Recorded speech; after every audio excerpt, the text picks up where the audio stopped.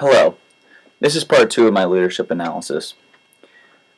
Moving right along from where we left off, I'd like to discuss Blake's leadership styles. He very much displays a democratic leadership style. As Norhaus describes it in the textbook, this style of democrat is being one rather than trying to control people, your subordinates. You're trying to include them in all the conversation without putting anyone above anybody else. Blake demonstrates this in the book. I think the key example or the key way to highlight this to you is that no one has a formal title. Blake is not the CEO, founder of Tom's. Rather, he likes to label himself as Chief Shoe Giver. On the other hand, his secretary has the name of Straight Shooter. Other ones include Cash Shoe, Shoe Dude, Shoe Per Woman. So they all have all these cool names because no one is above anyone else, and you're allowed to give yourself whatever name you want or whatever name you think is acceptable. So as you can see, that this non-titlement creates a work environment where everyone feels that they can talk to anyone else. Another way that Blake does this is that through his leadership style, he has an office space that has no cubicles. Everyone talks to everyone else. Everyone can go to whoever they want to talk to and ask them questions, pitch ideas to them. So that is another way that I believe is very democratic, where no one is above anyone else. From the democratic leader style to his leadership traits, I believe that he displays some big ones in every single category of the administrative, the interpersonal, and the conceptual. On the administrative side, I believe that would be his weakest. Just like I said before, he had troubles with the whole business organization part of things. This is kind of the same deal. He can't really, at the start, the whole side of things where he needed to keep the supply chain going, this, that, and the other. Like, those leadership skills he shows are weak because he's unable to do that. On the other hand, he makes up for it tremendously through his interpersonal and his conceptual skills. I would say that his interpersonal is by far the strongest one that he shows in the book. And it talks about how he understood that the people of his interpersonal skills, he understood that buying that shoe was more than just making a purchase. You're buying into something. You're buying into an idea that you were making a difference in someone else's life. And that was just so important.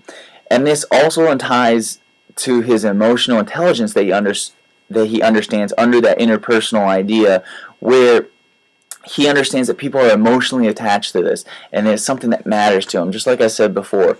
And I believe that is so important. He talks about that so important in his book to understand, or not to understand, but for people and for his business, for people to be committed and to buy his shoes is because of that. And he understands that so well.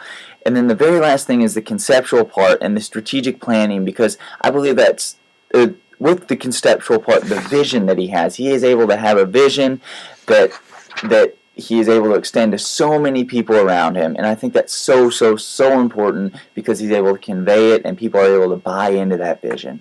So from reading this book, the principles of leadership that I took away from it, that it sounds so important that I think every leader must possess, is number one is passion. He is sold out, all out for his business. He doesn't let anything get in his way, and he has been able to take this into something that was just a beginning idea and into something that's so big. And I think that's so cool. He said that Tom's was his life and that he enjoys doing it every day, and that's the passion that we need to have, that I took from this, that every leader must possess. I think the next thing that we can look at is the leader that I took from this, that we can take as being leaders, is that we all need to be visionaries if we're going to be leaders.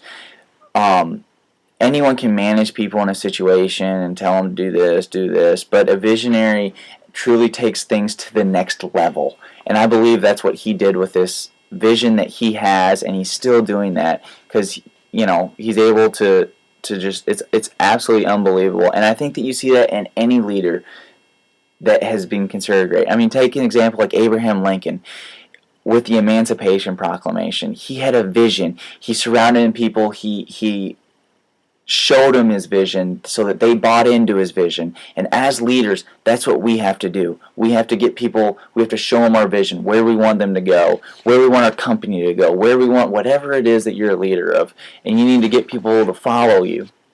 And then very last, I think that honesty is so important for leaders. Just as I told earlier how he took back all those shoes and everything, it was so important for him to have that honesty and for him to see that, and for the people to just to show that commitment from that honesty. And I think that we can all take a lesson from this, because it can go so far. And being honest is something that can help your company, and you won't be the only person that benefits it as being the leader. Everyone around you will benefit. Well, that concludes my leadership analysis about Blake Mycoskie. I hope you enjoyed it. Again, my name is Danis. I highly recommend the book, and I have learned very, very much through this assignment and through looking at other people's leadership skills and taking them and being able to apply them to my own. Again, thanks for listening, and have a good day.